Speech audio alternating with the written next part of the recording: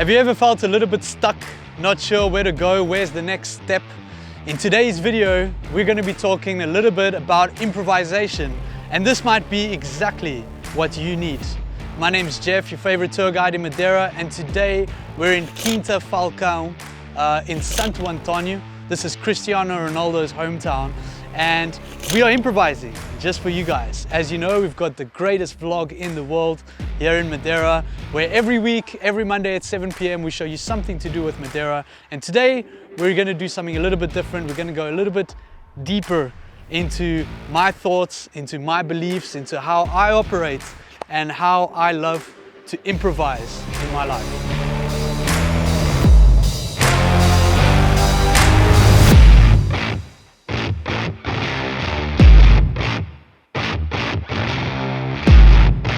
We're still planning. We're still planning. But this is my journal, right?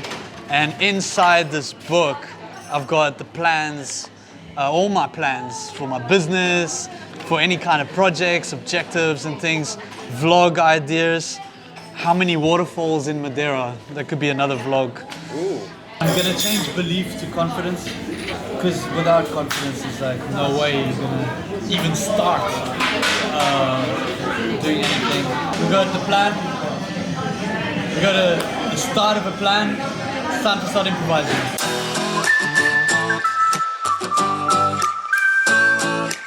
This quote was sponsored by Nike, commemorating an important achievement that Cristiano Ronaldo had in his career, which we'll get to. And of course it's all really well designed and it's very beautiful. It's designed by a Portuguese designer, and there's supposed to be like the steps that Cristiano Ronaldo took to get to this big achievement. And there's a couple of them. You can see here that when he gets to England, there's the heartbreak cup, when we lost the Euro in 2004 in Portugal, the European Cup, and all of these kinds of things. There's the bicycle kick, and there's all sorts of stuff here. And we've got right down here 110. This whole thing was to celebrate 110 goals that Cristiano Ronaldo scored for Portugal. They did this whole thing here in his neighborhood to try and motivate people to do better. And this is one of the points that I wanted to speak about. The first point I wanted to speak about is confidence. Cristiano Ronaldo, he oozes confidence, right? And it's not about trying to be cool or look confident with something that you're not. It's being confident enough to trust your ideas, to trust what you are going to be putting out into the world. When you're improvising, you have to be 100% confident that you know what you're doing, or that you're at least trying your best. If that doesn't happen, then there's absolutely no improvisation to start with. So the first thing, you have to believe in yourself. You have to believe that you are capable of doing what you need to do, what you need to improvise. So number one, confidence from Cristiano Ronaldo. So I'm full of food here because I actually started off this morning with a sunrise tour. So the last time I actually ate was at 5:30 in the morning, just one little sandwich. And it's now almost midday. So we're kicking off with this. This is a queijada, right? It's a cheesecake. It's baked cheesecake. And when most people think about, Plan A's, food, when think of food-wise in a bakery, look at that. Yeah. Super tasty. And when we think about pastries in Portugal and even in Madeira, we think about the pastel de nata. But this is a great plan B for a pastry. Queijada, give it a try when you're in Madeira. And I wanted to tell you a little bit about our second tip for today, which is structure. Right, when you're improvising, there has to be a little bit of structure so that you know where your boundaries are, right? So if you have structure, then the best way to practice is to kind of improvise within the structure. And then that way you're not doing something that's completely off course or completely in another direction. If you have a plan, and I know this video is about improvising and I'm telling you you need to have a plan, But if you have a plan, you can improvise within the plan. So it's always a great thing to have a plan. This is my journal, and I've got all of my plans inside here, from like to-do lists, from new tour ideas, from website rebuilding, from vlog structures and things like that. So we're actually just kicking off with today's vlog, because today's vlog is a complete improvisation, and that's why this video is here. If you don't know, I like to play the drums, and we're gonna film something to put into another vlog about drumming, and André, you can just stick it in right over here, and then we'll move on to our next spot. How's that sound? Yeah. Yeah? Okay, I'm gonna eat.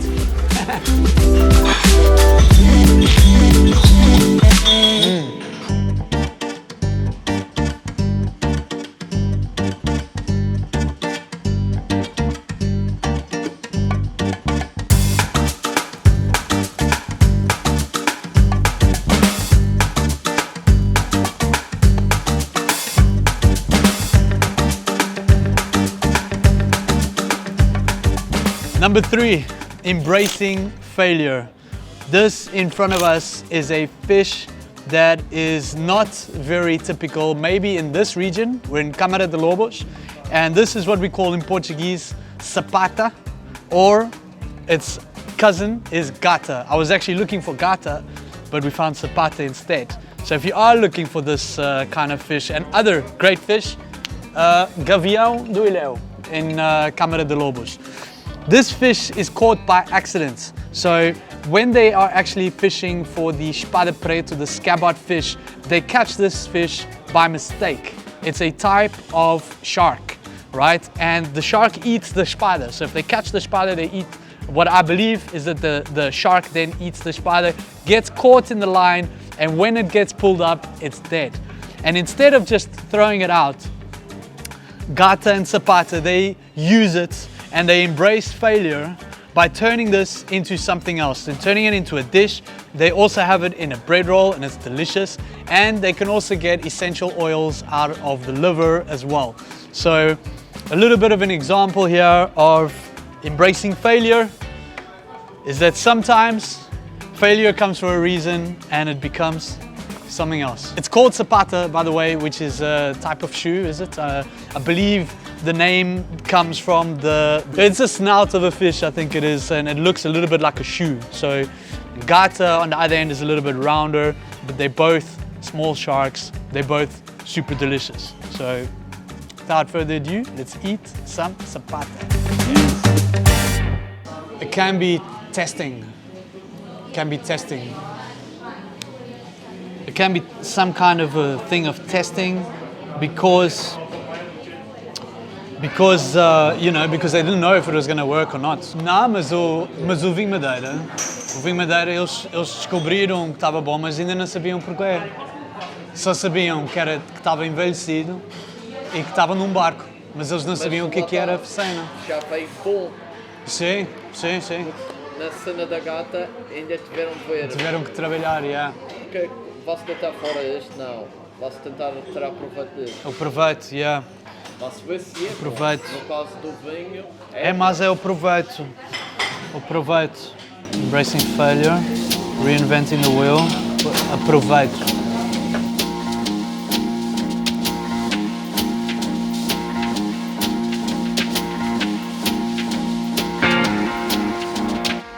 It's my favorite part of the day. It's Madeira wine time. We're at Henrique's. Look at that. That's sweet. We got that focus? Yes. Awesome. So I love Madeira wine. For anyone who knows me knows that I love my wine, my Madeira wine, my poncha, my beer. Anyway, I love Madeira wine. I love the story of Madeira wine. I love tasting Madeira wine. I love the smell of the casks of Madeira wine. I love it all. I promise you that there will be more Madeira wine on this channel this year. So go ahead and like and subscribe to the channel so you can see more of this awesome Madeira stuff that is coming your way. I wanted to bring in a little bit of a story of Madeira wine because you know Madeira wine is a little bit of an improvisation, especially in the beginning years. So it really easily fits into this conversation and why. The story of Madeira wine, of how they found Madeira wine, was a mistake, right? They started exporting wine from Madeira already in the 15th century, all right? Only 25 years after they had colonized Madeira, they were already exporting wine.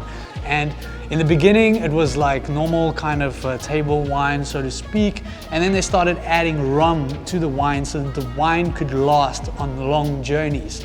And long story short, some guy brought back an old barrel of Madeira wine from his ship and he left it at the winery. Not this winery, I don't know which winery it was, but he left it at the winery and asked for a new barrel because he thought that that barrel had gone off, that the wine was no good. They later discovered that the wine was actually even better than what it was before, but they did not know the reason why. And for those years after, they had to deconstruct the final product to try and find the reason for why the wine got better so that they could emulate it further on. Which brings us to our fourth point, having an open mind. The people who first discovered Madeira wine had to figure it out. Why did it actually become what it is, or what made it famous, particularly in the 16th, 17th and 18th centuries, or at least the beginning. Actually, yeah, it was in the 19th century that Madeira wine started to. If you buy yourself a Madeira wine, quick tip, 5 years or older. This is a 2009 single harvest. Apparently it's super, super nice. So I can't wait to try it. And Boal is my favorite. So cheers to you guys. Cheers to Madeira wine. And cheers to hit the road, I guess, in Madeira and everything. Yeah.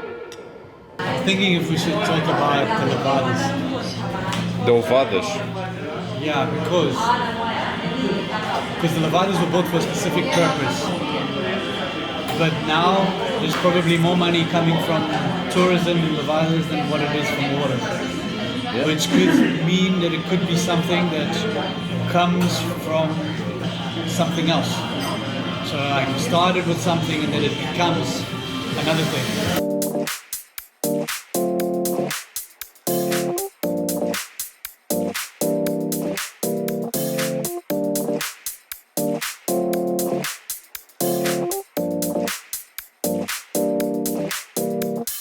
From deconstructing your ideas to constructing others, we are on Levada dos Piornais.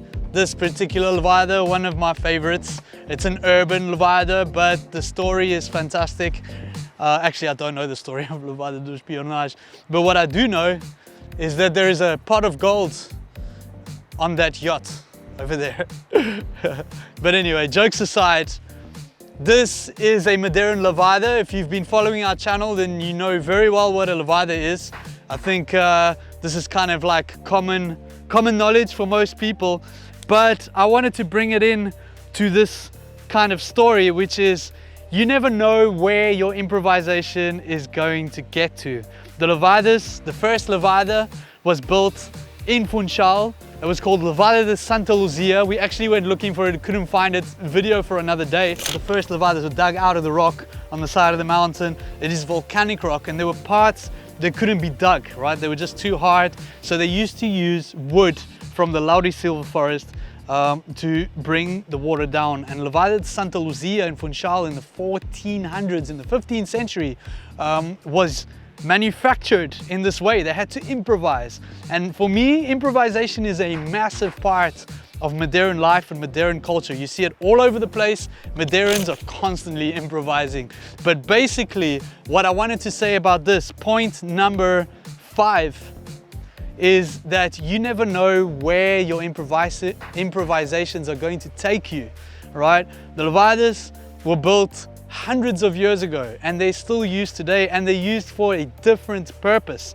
Before it was to bring water down for the sugar industry. Now we've got levadas in the tourism trade. So you never know where your stories are going to bring you, where your improvisations and where your project's going to take you. Trust the process and don't think about it as like this is the final purpose of this project. Here at Hit the Road, we started as a tour company. We then became and by the way, we are the best tour company in the world. So if you want tours in Madeira, check out our website.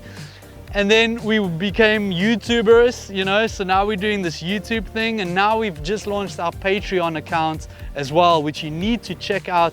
You could stand a chance to win a trip to Madeira and all the other benefits that come with being our Patreons or patrons or whatever you call you guys, for only €4.50 to start off with. You know what, let's finish off this video. I got one more thing to tell you about, something very important, something very close to me as well. I hope you guys are enjoying it. Let's get out of, let's go find the Paragon. That way. I started this business taking your offer tips. Now I'm giving you my tips. I think we'll just leave it like.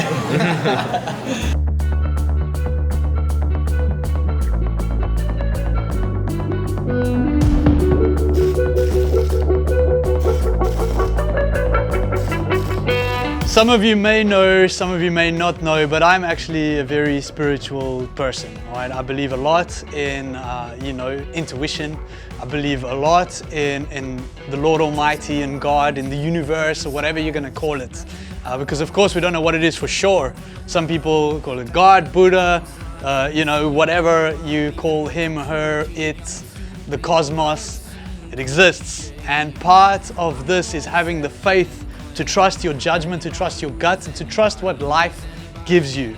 Sometimes life gives you something and you think, oh my God, could it be? It scares you even, but you have to have the confidence, the trust, and to just say yes and just go and know that that part of life, that part of spirituality is going to show you the way, is going to find a solution to your problems. So don't be scared of anything, really. We shouldn't be scared of anything. And that being said, I'm gonna try and not be scared for the challenges that I have coming up. And there's some pretty cool news coming and hit the road without being too specific. You guys will just have to stick around. And without any further ado, let's hit the road.